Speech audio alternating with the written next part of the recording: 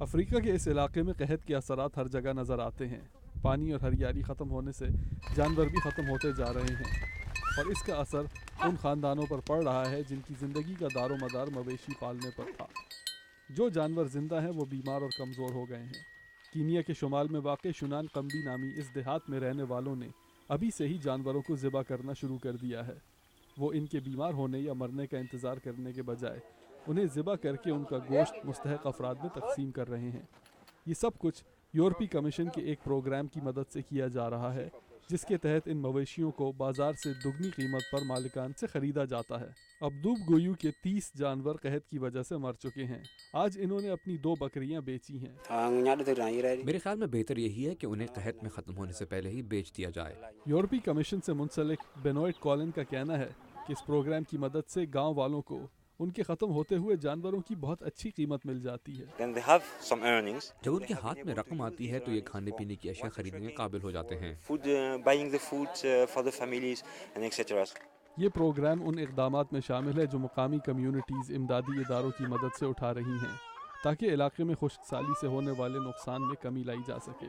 یہاں سے 2 گھنٹے دور کناسا ڈسپنسری میں بھی غذا کی کمی سے متاثرہ بچوں کی تعداد دیگر علاقوں سے کم ہے۔ ایڈن سیک یہاں عملے کے نگران ہیں۔ وہ کہتے ہیں کہ قحط کے آثار نمودار ہوتے ہی اس ڈسپنسری نے احتیاطی تدابیر پر عمل کرنا شروع کر دیا۔ ہم ہر 3 ماہ بعد بچوں کے جسم میں پیدا ہونے والے کیڑے مارتے ہیں، انہیں وٹامن اے اور دست روکنے کے لیے زنک کی گولیاں دیتے ہیں۔ صفائی سے متعلق ہدایت دینے کے علاوہ ہم بچوں کی خوراک میں صحت بخش اجزاء شامل کرنے پر بھی زور دیتے ہیں۔ اس سال کے آغاز سے ہی محکمہ صحت کے حکام نے بچوں میں غذا کی کمی سے پیدا ہونے والی علامات کی نشاندہی شروع کر دی تاکہ ان کا بروقت علاج کیا جا سکے۔ دوسری جانب شمالی کینیا کے مختلف علاقوں کے درمیان وسائل کے استعمال پر جھڑپیں بھی دیکھنے میں آتی ہیں۔ فنان قمبی دیہات کے ایک بزرگ دواتو ایلیا اپنے گاؤں میں اس بحران کا مقابلہ کرنے کے لیے قائم کی گئی کمیٹی کے سربراہ ہیں۔ وہ کہتے ہیں کہ امدادی کارروائی کی مدد سے ان کے بورانا قبیلے نے گابرا قبیلے کے لوگوں کے ساتھ پانی، زمین اور ایسی دیگر وسائل کی تقسیم کا فیصلہ کیا جن کے لیے ان میں لڑائی ہوتی آئی ہے۔ لڑائی سے سب تنگ آ چکے ہیں کیونکہ اس کے اثرات تباہ کن ہوتے ہیں۔ ہم میں لڑائی کے باوجود بہت سی چیزیں مشترک ہیں۔ ہماری آپس میں شادیاں ہو چکی ہیں، ہم مشترکہ علاقے میں رہتے ہیں اور ہمارا مذہب بھی ایک ہے۔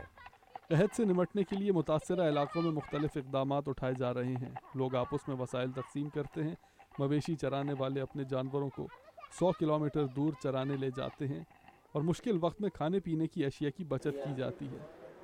کوڈیڈ نامی امدادی ادارے سے منسلک صفیہ عبدی کہتی ہیں کہ بہت سے علاقوں میں تو لوگ روایتی طریقوں سے قحط کی آمد کا اندازہ لگا لیتے ہیں۔